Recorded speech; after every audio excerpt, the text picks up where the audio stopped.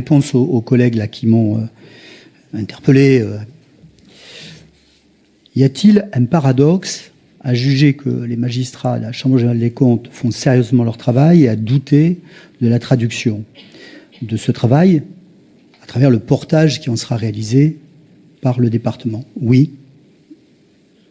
Il pourrait y avoir un paradoxe apparent, il n'existe qu'en apparence, même si nous sommes tous pleins de paradoxes, humainement. C'est la gouvernance qui est en cause. Ce n'est pas les mesures, fondamentalement. Parce que ces mesures, de toute façon, je rappelle qu'on peut en débattre ici pendant des heures, elles devront être validées, in fine, par la Chambre générale des comptes, si j'ai bien compris la procédure. Donc le juge de paix, celui qui aura le dernier mot, c'est le magistrat. Et la question qui est posée, c'est: sommes-nous dans une logique de confiance, et c'est pour ça que j'ai parlé de confiance dans mon propos liminaire, quant à la capacité de la majorité à porter ce plan de retour à l'emploi? C'est ça qui est posé ici aujourd'hui, en fait. C'est pas la nature du plan de retour à l'emploi, retour à l'équilibre. J'y arrive même pas, tellement ça me terrorise. Mais le plan de retour à l'équilibre, c'est bien le magistrat qui aura le dernier mot. Donc, est-ce que la majorité en place aura la capacité de le porter? Et d'où nous sommes, à l'instant où nous parlons, nous avons plutôt des doutes. Sémigueri a parlé, j'entendais, parce que j'étais dehors, je vous entendais, chers collègues.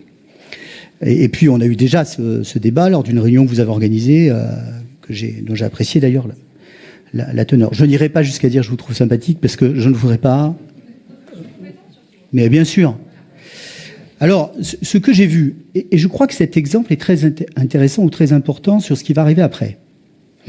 Moi, ce que j'ai vu durant cette réunion, et dans les échanges, alors là, pour le coup, transparent, c'est que, en fait, depuis des années, il y avait, dans la logique d'évaluation des politiques publiques, un problème. Je le dis de façon le plus neutre possible pour, voilà.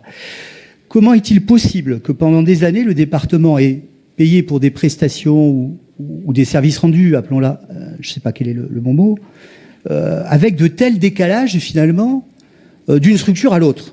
Alors ça peut être justifié en fonction d'un projet associatif particulier, de services particuliers qui sont mis en œuvre, de publics particuliers, mais globalement, il y a un énorme travail à réaliser pour pouvoir avoir une grille d'évaluation qui permette de tarifer au plus juste les services qui sont rendus au département.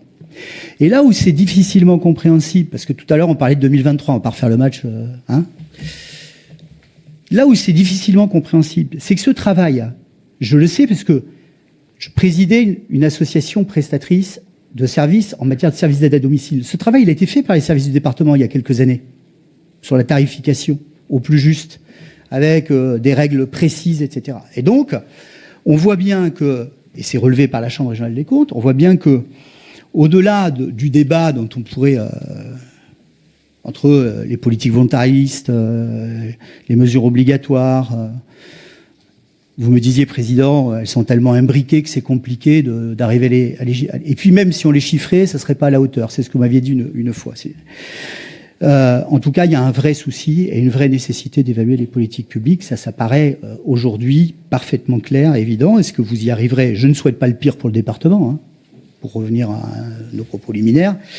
Mais en tout cas, il est clair qu'aujourd'hui, il y a un souci de confiance sur votre capacité à gérer concrètement ce plan de redressement.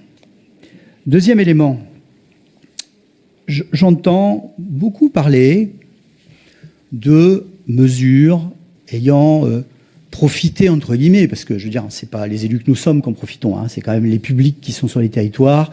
Il faut quand même aussi rappeler les choses, sinon... je rappelle que l'acte politique, c'est le budget. Et qu'à un moment donné, il nous est arrivé quand même quelquefois de ne pas voter le budget. Il nous est arrivé aussi de nous abstenir. Et quand on ne vote pas le budget, c'est que on n'est pas tout à fait d'accord, chers collègues, avec la physionomie de ce budget. Pour autant, quand les dépenses sont faites ensuite par la majorité, nous ne sommes pas en situation de cogestion. Il faut le rappeler. Alors, je ne souhaite surtout pas, Président, être en situation de cogestion aujourd'hui. Ça, vous l'avez compris. Bon. Donc, il faut quand même remettre les choses en perspective. Et quand vous dites, mon cher collègue, que je n'ai pas fait, que nous n'aurions pas fait de proposition, c'est parce que vous nous lisez mal. Parce que depuis 2020, il y a un document que j'ai retrouvé, parce que je vais quand même répondre. Je ne vais pas faire la totalité des mesures, mais quelques-unes, elles vont avoir une résonance particulière depuis 2020. Un audit des politiques départementales pour chiffrer le coût des mesures volontaristes. Bon, ça, on a parlé souvent. Un bilan consolidé des dépenses de communication, ça c'est parce que la commission avait été supprimée, mais pas les dépenses. Bon. La mise en place d'une commission d'évaluation des politiques publiques intergroupe. Ah, ça c'est une proposition forte quand même, hein. On ne peut pas dire que ce soit du gadget. Le retour de la commission de thématique communication, bon ça c'est un audit des structures satellites. Un audit des structures satellites, c'est écrit noir sur blanc, hein, je veux dire. Donc il faut nous relire un peu.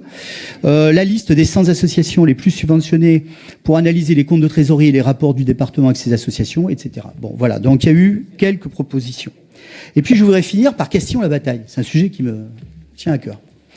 J'entends une petite musique, les territoires zéro chômeur, et les infrastructures, et l'impact du département. Je veux juste rappeler un détail, un seul détail. Cette commune est, avec Sainte-Foy-la-Grande, l'une des 2 communes les plus pauvres de Gironde, mon cher collègue. Les plus pauvres. D'accord ? Donc, félicitons-nous que le département continue d'y être, parce que le jour où le département ne sera plus en responsabilité sur des territoires comme les miens, ça veut dire qu'il n'y aura plus de département. Parce que s'il y a un endroit où le département doit être, c'est pas à Neuilly-sur-Dordogne. C'est question la bataille. Je veux pas en faire un choix. Ah, quand même, bon, ça va. Et territoire zéro chômeur, évidemment, c'est personnes privées d'emploi depuis 4 ans et demi qui retrouvent un emploi dans le cadre d'une mesure de financement qui, me semble-t-il, a fait l'objet d'un débat au Parlement. Mais ça n'aura échappé à personne, puisque c'est le législateur qui a demandé au département de financer cette expérimentation. Voilà ce que je voulais dire. Donc, à l'aise pour parler des territoires où il y a des difficultés avec vous. Je n'ai pas de problème là-dessus. Valérie Guinaudi.